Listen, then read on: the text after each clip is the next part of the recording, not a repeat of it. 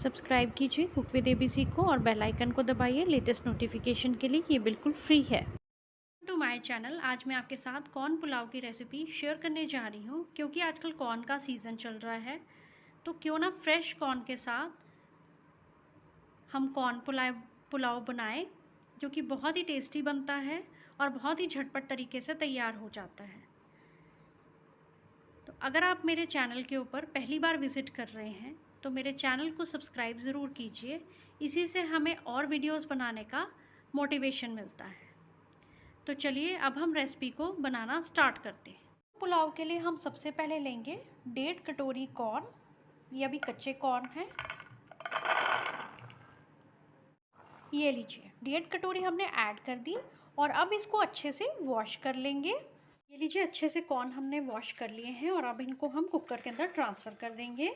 इसके अंदर हम अब पानी फिल कर देंगे, ये देखिए, और इतना पानी डालेंगे कि कॉर्न से बस थोड़ा सा ऊपर आए। साथ में इसमें डाल देंगे हम 1 चम्मच 1 टीस्पून नमक मिक्स कर देंगे।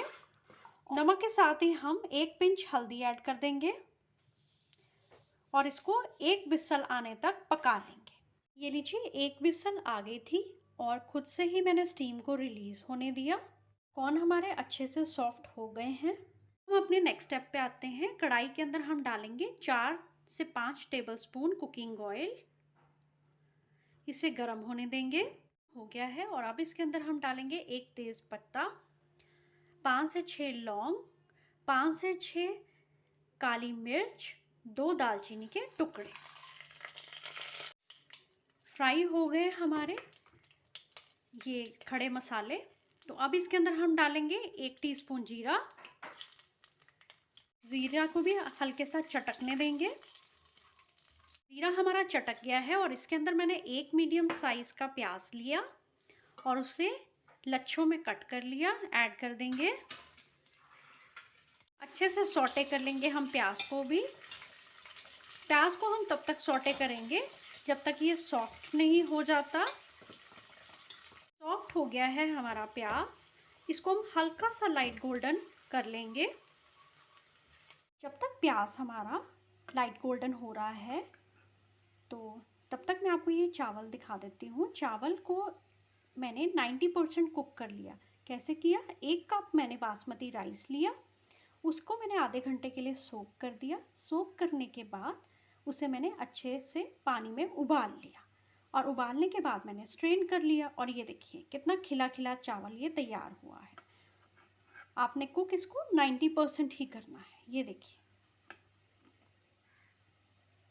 ये लीजिए जो बॉईल कॉर्न किए थे हमने 1.5 कटोरी, वो हम ऐड कर देंगे। ये 1.5 कप हमने कॉर्न ऐड कर दिए हैं। वैसे तो कॉर्न हमने बॉईल कर लिए थे, लेकिन फिर भी थोड़ा सा हम इन्हें सौटे कर लेंगे, बिल्कुल हल्का सा सौटे। हल्के से सौटे हो गए हैं हमारे बॉइल्ड कॉर्न। अब इसके अंदर हम डालेंगे 2 टेबलस्पून टमाटो केचप।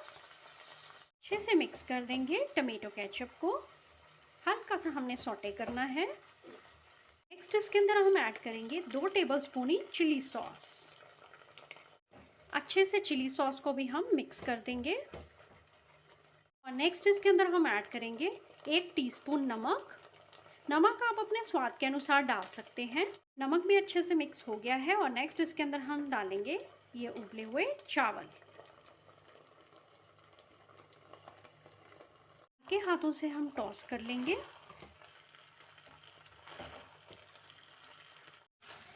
ये देखिए, ये लीजिए अच्छे से टॉस कर लिया है हमने। ये देखिए अच्छे से मिक्स भी हो गए हैं चावल कॉर्न के अंदर। सभी सॉसेस में भी अच्छे से मिक्स हो गए हैं।